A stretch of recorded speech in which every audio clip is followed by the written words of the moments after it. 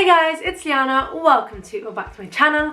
On this channel, I give you tips and tricks that we can get healthier together in all aspects, whether it's mentally, physically, or by food. So if that sounds like your thing, make sure to like this video and please subscribe to my channel. As you can see by the title of this video, I'm going to be doing a what I eat in a day whilst traveling. So recently, or about a month ago now, I traveled to China and I just thought it'd be fun to review the airplane food and then what we ate when I got there. So grab a cup of tea and get ready to enjoy this video. So my day of eating started off around 9 o'clock and it started with a lemon and ginger tea like always. And then for food I had chia seeds and oats. And what I've really been loving recently is doing 1 tablespoon of chia seeds and 1.5 tablespoons of oats. This is because sometimes I find when you do all oats, it gets a bit heavy and stodgy, and because I was traveling the whole day, I didn't really want to feel like that. So, you know, it's a perfect combination and you just put enough milk to cover them both. I actually prepared this the night before and then left it in the fridge to, you know, do its thing. You want to leave the chia seeds long enough if you're doing it in the morning to kind of gelatinize, I don't know, go kind of frog spawn like. Doesn't sound the most appetizing, but you really don't notice the texture all that much when it's with the oats, because I know that sometimes chia pudding isn't to everybody's taste. It does have quite a weird texture, I'll give you that. In that bowl I also added some goji berries, and then in the morning when I came down I put some PB2 powder with cocoa. It was like hot chocolate PB2 powder. I actually prefer normal PB2 powder, which is peanut butter powder, so apparently it's 80% less fat, and I don't actually do it for that. It works in, you know, smoothies and oats like these because it mixes really well and it doesn't get stuck to the side of a smoothie jug or something. So yeah, then I topped that off with half a banana and some frozen berries. And I think I actually ended up heating it up again because the frozen berries were too cold. Yeah, I enjoyed that. That was very nice. At 1 o'clock European time, and I've just noticed that there's going to be 2 different times, and because I was flying to China, so you know it's like an 11-hour flight and I really don't know, I can't be bothered to deal with all of that. I had my first snack and that was some aeroplane peanuts. Very delicious, very nutritional. No, actually they weren't too bad, but you know, you can enjoy a slow, sexy montage of me pouring out my peanuts. And then an hour later, lunch came around, and the amazing thing about getting a special airplane meal, so that's either vegetarian or vegan, you get your lunch way earlier than everybody else. Like seriously, I think I got mine at 2 and my dad got it at like 3 o'clock. So you know, it's even if that, you know, it's worth getting the vegan meal. And it was actually very good. I mean, I like airplane food. I don't know if that's just me being weird. But I don't think it's too bad, and this was really good. This meal was amazing. We were flying with Cathay Pacific, so you know, a little shout out, not that they care about me, but you know. Did you know when we fly our taste buds decrease by like 20 to 80% or something? That's a very wide range. Let me look that up. So that is kind of a false fact. Apparently they just don't linger as long, like the tastes don't linger as long because of pressure and all of that stuff that I don't really care about. But anyway, that was a fun fact even if it wasn't really real. So on to my lunch. That was a vegan meal. It was actually amazing. So here's a little overview of the whole thing. Got a bread roll, that was very nice, and I actually got margarine, which is very considerate of them. Got some fruit, I'll go into that later, and then a salad, which, you know, it was just a salad, it wasn't very exciting. But the cooked part of the meal was, oh my goodness, that was amazing. So I had some spinach, and although that sounds kind of nasty and boring, it was so good. For some reason, I don't know why, maybe they put loads of salt or cooked it in like stock or something, I don't know.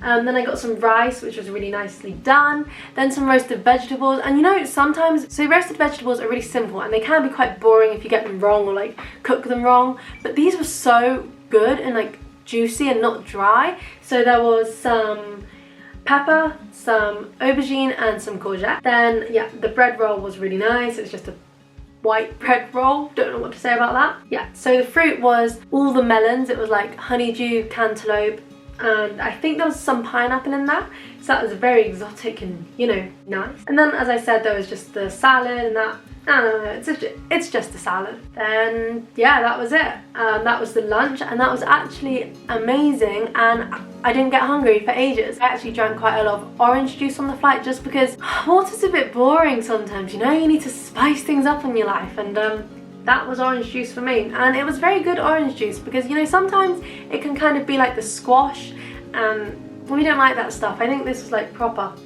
orange juice, as well as some water. I also had water, but I'm just going to tell you that because water's not that interesting. I am so sorry about the lighting. I know it's horrible and it keeps changing, and at 10 o'clock European time I had breakfast again. Very similar to lunch, but it was still really good, and I got a different bread roll, which was exciting. So I got some jam and some margarine to go with the bread roll, and that was really good. It was strawberry jam. Then I was just drinking some water because, you know, I had a sleep. Question: how well can you sleep on a plane / like any mode of transport? Because if I'm on any mode of transport for longer than 20 minutes, it's guaranteed that I'll be asleep. And like, if I'm not talking to somebody, I don't know, it's so easy, you know, you just, anyway, off topic, but let me know in the comments down below. On a scale of 1 to 10, how easily can you fall asleep on a plane? So, yes, breakfast. It was the spinach again, which was, again, really good for some reason.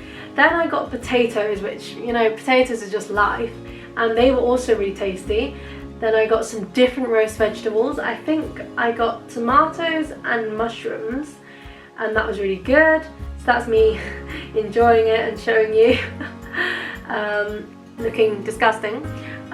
Breakfast also included a berry compote. It was cold, I seem to remember, but it was really nice. Then we got to the airport in Hong Kong on Saturday morning around 7:30, and then around 8 I had a snack, and that was a maple pecan Be Kind bar, and I've got to say it's not as good as the dark chocolate and sea salt or the peanut butter one. It was kind of just your average nut bar, whereas the other two are amazing. So I ate that and drank some water because after a flight I'm just so dehydrated and dry.